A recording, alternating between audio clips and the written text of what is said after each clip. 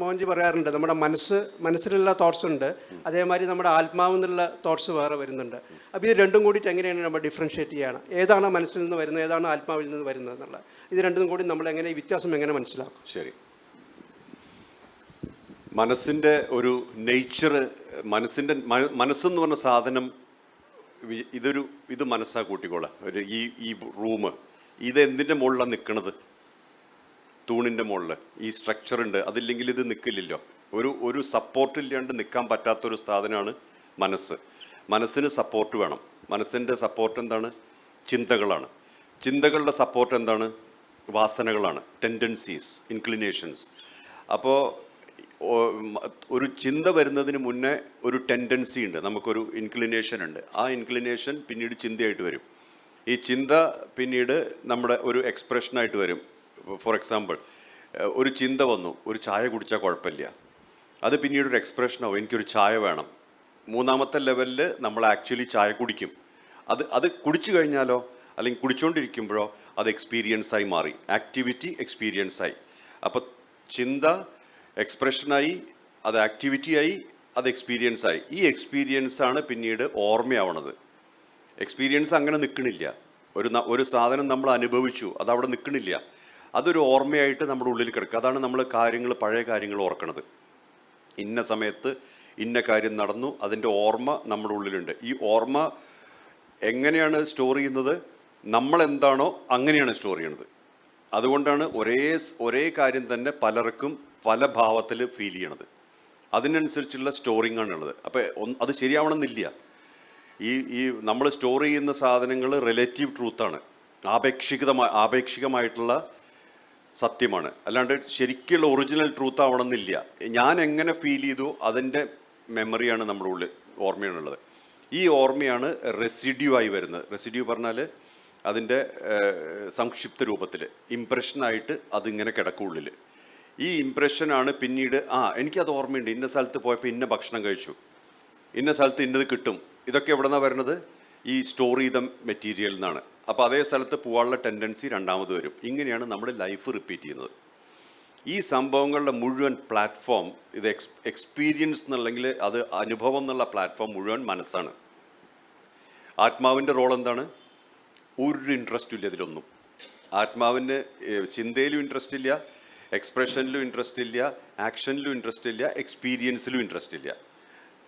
ഇതിലൊന്നും ഇൻട്രസ്റ്റ് ഇല്ലാതെ ആത്മാവിരിക്കണം. അപ്പോൾ ആത്മാവിൻ്റെ എക്സ്പ്രഷൻ എന്തായിരിക്കും? ലയനം. അപ്പോൾ ആത്മാവിന് തരാവുന്ന ഒരു എക്സ്പ്രഷനേ ഉള്ളൂ, ലയനം. ഇതിലൊന്നും കാര്യമില്ല, ഇതിൽ നിന്നൊക്കെ ഡിറ്റാച്ച്ഡാണ്. ഒരു സ്റ്റെപ്പും കൂടെ ബാക്കിൽ പോയി പറഞ്ഞുതരാം. ഈ ചിത്തം എന്ന് പറയുന്നുണ്ട്, യോഗശാസ്ത്രത്തിൽ ആദ്യം പറയുന്നത് യോഗ ചിത്ത വൃത്തി നിരോധ. അതായത് യോഗ എന്തിനാണ്? ചിത്തത്തിലെ വൃത്തികൾ നിരോധിക്കാനാണ്. ചിത്തത്തിലെ വൃത്തികൾ എന്ന് പറഞ്ഞാൽ രണ്ടാണ്. ഒന്ന് വാസന, ഇൻക്ലിനേഷൻസ്, ഒന്ന് വായു, പ്രാണ. ഈ വായു റെഗുലേറ്റ് ചെയ്താൽ വാസനാസ് റെഗുലേറ്റഡ് ആവും. അതുകൊണ്ടാണ് ഈ ശ്രീകൃഷ്ണൻ തൈര് കടയണ ഒരു സംഭവം. ഇടനാടി പിങ്കള നാടി കടഞ്ഞു കഴിഞ്ഞാൽ പ്യുവർ കോൺഷ്യസ്നെസ് ആയിട്ടുള്ള വെണ്ണ വരും. അതാണ് സങ്കല്പം. വെണ്ണ മാത്രമല്ലേ ശ്രീകൃഷ്ണൻ കഴിക്കണുള്ളൂ, മോരൊന്നും കുടിച്ചായിട്ട് പറഞ്ഞിട്ടില്ലല്ലോ. അപ്പോൾ വെണ്ണ കഴിക്കണത് എന്തുകൊണ്ടാണ്? ഭഗവാന്റെ ഭക്ഷണം പ്യുവർ കോൺഷ്യസ്നെസ്സാണ്. പ്യുവർ കോൺഷ്യസ് എന്ന് പറഞ്ഞാൽ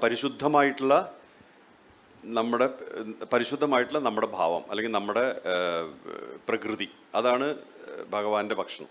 അപ്പോൾ ശ്രീകൃഷ്ണൻ ലയിക്കണമെങ്കിൽ പ്യുവർ കോൺഷ്യസ്നെസ് ആവണം. അതിന് വേണ്ടിയിട്ടാണ് രണ്ട് നാഡിയുണ്ട്, സൂര്യൻ ചന്ദ്രൻ, നടുക്കുള്ള സുഷുമ്ന. അതിൽ കൂടെ നമ്മൾ ആ പ്യുവർ കോൺഷ്യസ്നെസ് ലെവലിലേക്ക് വരണം. അതാണ് അതിൻ്റെ സങ്കല്പം. അപ്പോൾ വാസന വായു ആണ് ചിത്തത്തിൽ നിൽക്കുന്നത്. ചിത്തവൃത്തി എന്ന് പറഞ്ഞാൽ വാസനയ്ക്ക് വായു ഇല്ല വിചാരിക്കുക. നമുക്ക് പ്രാണൻ ഇല്ലെങ്കിൽ ഇതിന് എക്സ്പ്രഷൻ ഇല്ല. ഉറങ്ങിക്കിടക്കുമ്പോൾ എക്സ്പ്രഷൻ ഇല്ലല്ലോ, ഉണർന്നിരിക്കുമ്പോഴേ എക്സ്പ്രഷൻ ഉള്ളൂ. അതൊക്കെ പ്രകടിപ്പിക്കുന്ന ഉണർന്നിരിക്കുന്ന സമയത്ത് മാത്രമാണ്. അപ്പോൾ ഈ എക്സ്പ്രഷൻ വരുന്നത് ഇതിൽ നിന്നാണ്. ഇതിൻ്റെ ബാക്കിൽ ഈ എക്സ്പ്രഷൻ മുഴുവൻ ആക്ടിവേറ്റ് ചെയ്യുന്നത് നമ്മുടെ ഈ വീട്ടിലിപ്പോൾ 10,000 കിലോ വാട്ട് വൈദ്യുതി ഉണ്ട് പുറത്ത് ആ ട്രാൻസ്ഫോമറിൽ.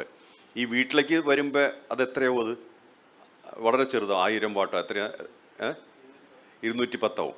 210 ആയിട്ട് ഇവിടേക്ക് ഉപയോഗിക്കാൻ പറ്റുള്ളൂ. അതുകൊണ്ടാണ് 10,000 വാട്ട് ഇവിടെ വന്നാലോ കത്തിപ്പോവെല്ലാം. അപ്പോൾ ആക്ച്വലി ഒറിജിനൽ എന്താണോ അതിന് ഒരുപാട് ശക്തിയുണ്ട്. അത് റെഗുലേറ്റ് ചെയ്തിട്ട് കോൺഷ്യസ്നെസ്, പ്രജ്ഞയെ കൂടെ വരുന്നത്. അത് 3 ഭാവമുണ്ട് പ്രജ്ഞയ്ക്ക്. ഉണർന്നിരിക്കുമ്പോൾ ഉള്ള പ്രജ്ഞ, ഉണർന്നിരിക്കുമ്പോഴുള്ള പ്രജ്ഞയുടെ സ്വഭാവം എന്താ വെച്ചാൽ അധികം മനസ്സും കുറച്ച് പ്രജ്ഞയെ നമ്മൾ അറിയുള്ളൂ. കാരണം കൂടുതൽ നമ്മൾ ഓപ്പറേറ്റ് ചെയ്യുന്നത് മനസ്സിലല്ലേ, മനസ്സ് ഉപയോഗിച്ചാണ്. മനസ്സ് കണ്ണിൻ്റെ കൂടെയുള്ളപ്പോൾ കാണാൻ സാധിക്കും, മനസ്സ് മൂക്കിൻ്റെ കൂടെയുള്ളപ്പോൾ വാസനകൾ മനസ്സിലാവും, മനസ്സ് നാവിൻ്റെ കൂടെയുള്ളപ്പോൾ നമുക്ക് ടേസ്റ്റുകൾ മനസ്സിലാവും, അല്ലെങ്കിൽ അത് ടേസ്റ്റ് അറിയാൻ പറ്റും. എല്ലാ സെൻസേഷൻസും മനസ്സുണ്ടെങ്കിലേ കിട്ടുള്ളൂ. അത് അല്ലെങ്കിൽ നമ്മൾ ഭക്ഷണം കഴിക്കും, ടെലിവിഷൻ കാണും, നമുക്ക് അറിയുന്നില്ല എന്താ കഴിച്ചതെന്ന്, ഇതിന് എരിവാണോ പുളിയാണോ എന്നൊന്നും അറിയില്ല.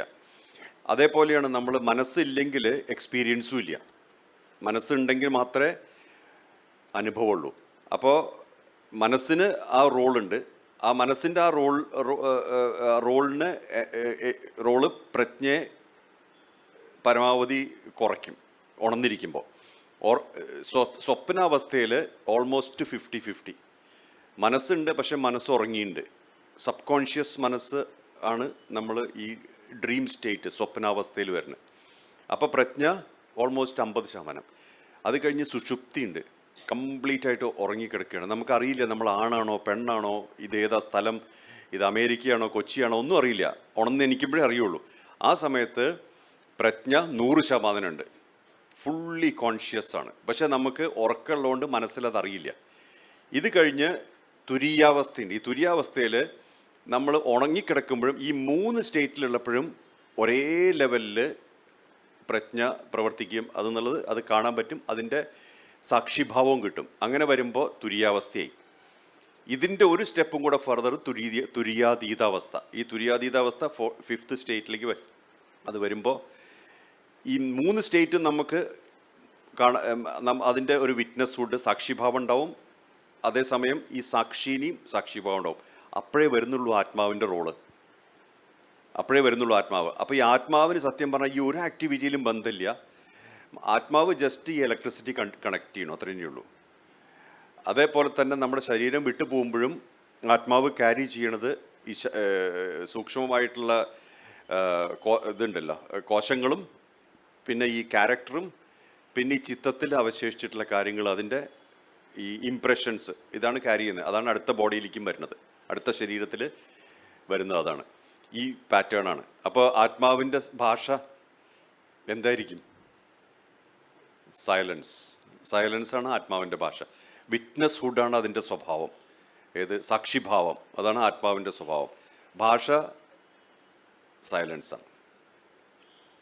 ആക്ച്വലി ഇപ്പം നോക്കിക്കഴിഞ്ഞാൽ ആത്മാവ് ഒരു വ്യക്തിയിലല്ല, അതൊരു പ്രപഞ്ചത്തിലാണെന്ന് പറയുന്നതിന് അർത്ഥം പറയാം.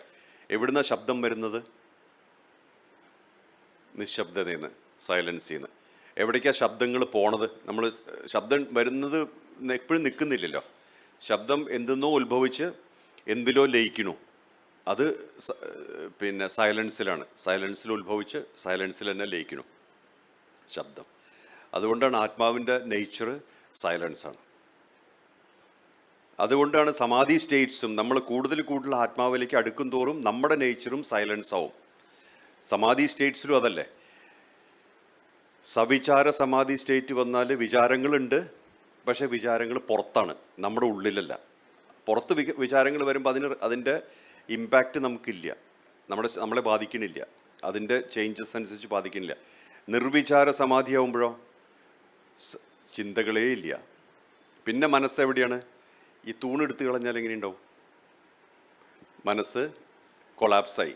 ആ കൊളാപ്സായ മനസ്സുകൊണ്ട് നമുക്ക് ശ്വസിക്കാൻ പറ്റും, അല്ലെങ്കിൽ എല്ലാ സെൻസസിൻ്റെയും അതിൻ്റെ സ്വഭാവങ്ങൾ അറിയാൻ പറ്റും, പക്ഷെ അതിൽ കണക്റ്റഡ് ആയിരിക്കില്ല. അങ്ങനെയാണ് ഒരു അവധൂതൻ്റെയൊക്കെ അവസ്ഥ വരുന്നത്. അവധൂതൻ്റെ അവസ്ഥ പറഞ്ഞാൽ എന്ത് ചെയ്താലും അതിലൊക്കെ ഉണ്ട്, പക്ഷെ അതിലില്ല ശരിക്ക്. കാരണം അതിൽ കണക്റ്റഡ് അല്ല, അറ്റാച്ച്മെൻ്റ് ഇല്ല. ഫീലിംഗ് ഉണ്ട്, അറ്റാച്ച്മെൻ്റ് ഇല്ല. എല്ലാം ഫീൽ ചെയ്യാൻ പറ്റും, പക്ഷെ അറ്റാച്ച്മെൻ്റ് ഇല്ല. അതാണ്. അപ്പോൾ ഈ ആക്ച്വലി കൺട്രോളിങ് ഫാക്ടർ മനസ്സിൽ തന്നെ പറഞ്ഞാൽ മതി. മനസ്സിൽ നമുക്ക് അത്രേ അതേ ഉള്ളൂ. പക്ഷേ എന്തുകൊണ്ടാണ് പതഞ്ജലി ചിത്തവൃത്തി പറയാൻ കാരണം ചിത്തത്തിൽ നിന്നാണ് മനസ്സ് ഉത്ഭവിക്കുന്നത്. അതുകൊണ്ടാണ് അതിൻ്റെ ഒരു മുമ്പിലത്തെ സ്റ്റേജിലാണ്. അപ്പോൾ ചിത്രത്തിൽ വാസനാസ് എവിടെ നിന്ന് വരുന്നു? ഇംപ്രഷൻ, നമ്മൾ സ്റ്റോർ ചെയ്തിട്ടുള്ള ഇംപ്രഷൻ ലെവലിൽ നിന്ന്. അവിടുന്ന് അത് എവിടെ നിന്ന് വരുന്നു? Memory, residual memory. ആ റെസിഡ്യുവൽ മെമ്മറി എവിടെ നിന്ന് വരുന്നു? എക്സ്പീരിയൻസ്. അങ്ങനെ എക്സ്പീരിയൻസ്, മെമ്മറി, ഇംപ്രഷൻ, ഡിസയർ, പിന്നെ വാസന, ഇൻക്ലിനേഷൻ, പിന്നെ ചിന്ത, വാക്ക്, പ്രവൃത്തി, എക്സ്പീരിയൻസ് ഒക്കെ. ഇതാണ് സൈക്കിൾ ഓഫ് കർമ്മ ഇങ്ങനെ പോയിക്കൊണ്ടിരിക്കും. അതിൽ നിന്നാണ് പാറ്റേണും വരുന്നത്. നമ്മൾ ഒരേപോലത്തെ കാര്യം റിപ്പീറ്റ് ചെയ്യാനും കാരണം ഇതേ സിറ്റുവേഷനാണ്. ഒരേ സാധനങ്ങൾ നമ്മൾ റിപ്പീറ്റ് ചെയ്തുകൊണ്ടിരിക്കുകയാണ് പലപ്പോഴായിട്ട്. കാരണം അതാണ് സ്റ്റോർ ചെയ്തിട്ടുള്ളത്. നമ്മുടെ ഉള്ളിൽ സ്റ്റോർ ചെയ്ത കാര്യങ്ങളാണ് നമ്മൾ റിപ്പീറ്റ് ചെയ്യുന്നത്. അപ്പോൾ ആ വളരെ കോൺഷ്യസ് അവെയർനെസ് വേണം. ഞാൻ എപ്പോഴും പറയുന്നൊരു കാര്യമുണ്ട്, എല്ലാ ആൾക്കാരും പറയുന്നത് 2 കാര്യമാണ്. ഒന്നെന്താണ്? മനനം എന്ന് പറഞ്ഞാൽ കണ്ടംപ്ലേഷൻ. ഞാൻ ആരാണ്, എന്തിനാണ്, എന്താണ്, ഇങ്ങനത്തെ ചോദ്യങ്ങൾ. Who am I, what am I, why am I, ഈ ചോദ്യങ്ങൾ. അതൊക്കെ വയ്ക്കുമ്പോൾ നമുക്ക് ഉള്ളിൽ നമ്മൾ ഇറങ്ങിക്കൊണ്ടേയിരിക്കുകയാണ്. നമ്മൾ ആരാണ്, എന്താണ് എന്നുള്ള ചോദ്യങ്ങളൊക്കെ ആയിട്ട്. അത് കഴിഞ്ഞ് അതിൽ നിന്ന് കിട്ടുന്ന റിസൾട്ട് എന്താണ്? നമ്മൾ എന്തെങ്കിലുമൊക്കെ ആണെന്നൊക്കെ ഉള്ളൊരു ഐഡിയ വരും. അതിൻ്റെ മുകളിലാണ് ധ്യാനം. ഞാൻ ഇതന്നെയാണോ? അതാണ് ധ്യാനം. പക്ഷേ ഇതിൻ്റെ ഇടയ്ക്ക്, രണ്ടിൻ്റെ ഇടയ്ക്ക് ഒരു കാര്യമുണ്ട്, ബോധം, അവെയർനെസ്. അത് വളരെ വളരെ ഇമ്പോർട്ടൻ്റ് ആണ്. അവെയർനെസ് എന്ന് പറഞ്ഞാൽ എന്താ സംഭവം? നമ്മൾ എന്ത് ചെയ്യുമ്പോഴും അതായിക്കൊണ്ടേയിരിക്കുക. എന്ത് കാര്യം ചെയ്യണോ അതായിരിക്കുക ആ സമയത്ത്. അത് മാറിക്കൊണ്ടിരിക്കും. അപ്പോൾ ആ ഫ്ലെക്സിബിലിറ്റി എപ്പോഴും മെയിൻറ്റെയിൻ ചെയ്യണം. നമ്മളൊരു ഒരു ഒരു ആക്ടിവിറ്റി ചെയ്യാൻ എളുപ്പമാണ്. എന്നും എനിക്ക് മെഡിറ്റേറ്റ് ചെയ്യണോ, എന്നും എനിക്ക് ഓരോന്ന് ചെയ്യണോ, അത് ചെയ്യാൻ എളുപ്പമാണ്. പക്ഷേ ഓരോ സമയം ചേഞ്ച് ചെയ്യുന്നതനുസരിച്ചും ഓരോ കാര്യങ്ങൾ മാറുന്നതനുസരിച്ചും മനസ്സ് അതിൽ നിർത്താൻ വിഷമാണ്. അവെയർനെസ് എന്ന് പറഞ്ഞു കഴിഞ്ഞാൽ മെഡിറ്റേഷനും അല്ല, കണ്ടംപ്ലേഷനും അല്ല, മനനവും അല്ല, ധ്യാനവും അല്ല. പക്ഷെ അതിൻ്റെ ഇടയിൽ കിടക്കുമ്പോൾ അവെയർനെസ്, ബോധം ഉണ്ടായിരിക്കുക. എല്ലാത്തിലും ബോധം ഉണ്ടായിരിക്കുക. ആ ബോധമുള്ള സ്റ്റേജിൽ നമ്മൾ വളരെ പവർഫുള്ളാണ്. എന്താ കാരണം വെച്ചാൽ മനസ്സല്ല റൺ ചെയ്യണേ, ബോധമാണ് റൺ ചെയ്യണേ, അവെയർനെസ്സാണ്. അങ്ങനെ അവെയർനെസ് എപ്പോഴും നമ്മൾ അവെയറായിരിക്കുമ്പോൾ നമ്മൾ ഉറങ്ങുമ്പോൾ ഇല്ലേ, ഉറക്കത്തിലേക്ക് വഴുതി വീഴല്ല ഉണ്ടാവുക, ഉറക്കത്തിലേക്ക് ലയിക്കും. അപ്പോഴും നമുക്ക് ബോധം അവിടെ തന്നെ നിൽക്കും. ഉണർന്നിരിക്കുന്ന അവസ്ഥയിൽ നിന്ന് ഉറക്കത്തിലേക്ക് പോകുമ്പോഴും സ്വപ്നാവസ്ഥയിലേക്കും അതുണ്ടാവും. അത് കഴിഞ്ഞ് സുഷുപ്തി അവസ്ഥയിലും ബോധം മുകളിൽ തന്നെ നിൽക്കും. റബ്ബർ പന്ത് വെള്ളത്തിൽ ഫ്ലോട്ട് ചെയ്യണ പോലെ. അങ്ങനെ നിൽക്കുന്ന സമയത്ത് എന്തായി? ഓട്ടോമാറ്റിക്കലി തുര്യാവസ്ഥ വരും. തുര്യാവസ്ഥ പറഞ്ഞാൽ ഇത് മൂന്നും ഒരേപോലെ വിറ്റ്നസ് ചെയ്യാനുള്ള, സാക്ഷിയാവാനുള്ള ഭാവം അത് വരും തന്നെത്താൻ. അതുകൊണ്ടാണ് ഈ ബോധം പ്രാക്ടീസ് ചെയ്യുമ്പോൾ വളരെ പ്രോഗ്രസ് പെട്ടെന്ന് കാണാൻ പറ്റുന്നത്. ഏറ്റവും ടഫാണ്. കാരണം എപ്പോഴും നമ്മൾ ചെയ്യുന്ന പ്രവൃത്തിയായിരിക്കണം സാധന. അടുക്കളയിൽ സാധനങ്ങൾ ഭക്ഷണം ഉണ്ടാക്കുമ്പോൾ അതാണ് സാധന. ഒരാളോട് സംസാരിക്കുമ്പോൾ അവിടെയാണ് സാധന. അങ്ങനെ ഓരോ ചെയ്യുന്ന പ്രവൃത്തിയും സാധനയായിട്ട് മാറുക ദിവസം മുഴുവൻ ഉണർന്നിരിക്കുമ്പോൾ. അങ്ങനെയുള്ള ആ ഒരു അവസ്ഥയിൽ അപ്പോൾ ഒരു സാധനവും റെസിസ്റ്റ് ചെയ്യണില്ല, കോൺഫ്ലിക്റ്റ് ഇല്ല. എന്നും നമ്മൾ തള്ളി മാറ്റാൻ ശ്രമിക്കണില്ല, ഇത് പറ്റില്ല എന്ന്, റെസിസ്റ്റൻസ് ഇല്ല. ആ അവസ്ഥയിൽ ആക്ടിവിറ്റിയും നമ്മളും വ്യത്യാസമില്ലാണ്ട് ചെയ്യും. നമ്മൾ എന്ത് ചെയ്യണോ അതാണ് ഫുൾ ടൈം. ഈ വലിയ ആക്ടേഴ്സൊക്കെ കണ്ടിട്ടില്ലേ, അവരൊരു റോൾ എടുത്തിട്ട് അത് ചെയ്യുമ്പോൾ അവർ ആ റോളായി മാറും.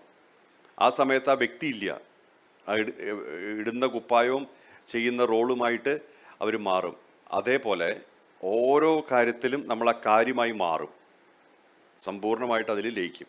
ആ സമയത്ത് നമ്മൾ ആകെ ബോധം മാത്രമായിരിക്കും. ഞാൻ ചെയ്യണമെന്നാവില്ല, ഇത് സംഭവിക്കണു നമ്മുടെ ഉള്ളിൽ കൂടെ.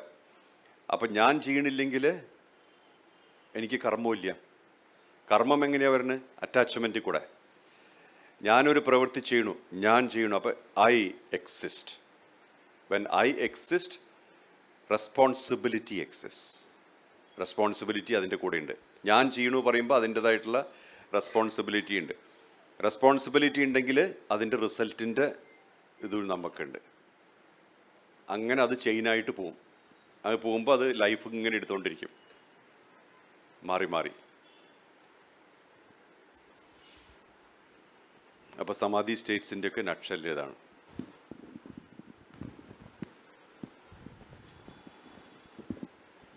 പ്രാക്ടിക്കലായിട്ടുള്ള ചോദ്യങ്ങൾ ചോദിക്കുക, നല്ല നല്ല ചോദ്യങ്ങൾ. അതായത് രണ്ട് ടൈപ്പ് ചോദ്യങ്ങളുണ്ട്. ഒന്ന് മനസ്സെന്ന്, അതായത് വെറുതെ ഇരിക്കണപ്പോൾ എന്തെങ്കിലും ചോദിക്കാം. രണ്ടാമത്തത് ഉള്ളിന്ന്, കോൺഷ്യസ്നെസ് എന്ന്. അതെന്തെന്നാണ്?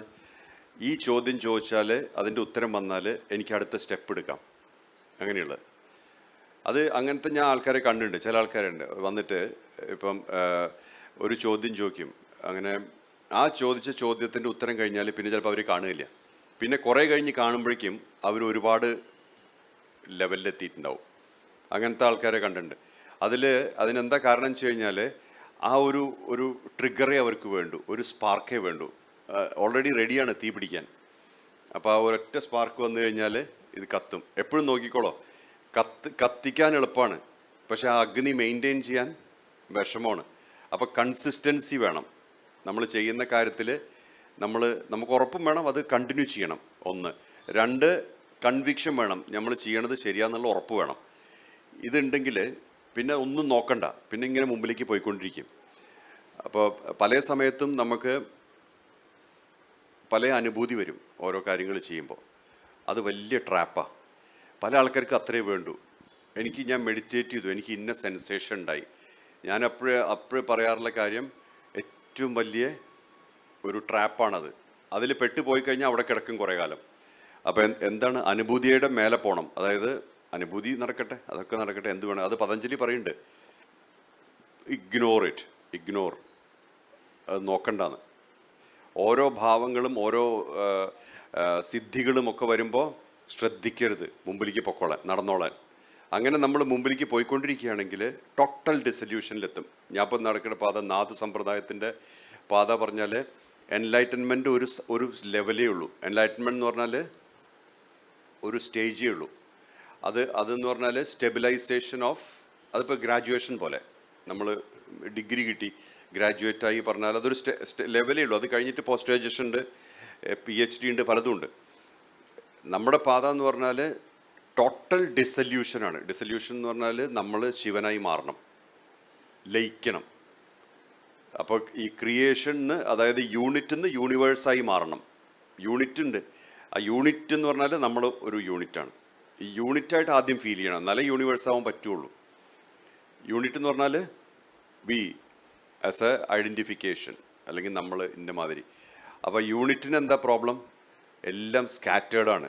ഞാൻ അതാണ്, ഇതാണ്, ഞാൻ അച്ഛനാണ്, അമ്മയാണ്, മകനാണ്, അതാണ്, ഇതാണ്, സ്വത്തുണ്ട്, കുറേ കാര്യങ്ങളുടെ ഫ്രാഗ്മെൻറ്റ്സ് ആണ് ഈ യൂണിറ്റ് പറയുന്നത്. അത് ഫസ്റ്റ് ഓഫ് ഓൾ അതെല്ലാം കൂടെ ഗ്യാദർ ചെയ്തിട്ട് ഒന്നാക്കണം. എന്നിട്ടേ നമ്മൾ യൂണിവേഴ്സ് ആവാൻ പറ്റുള്ളൂ.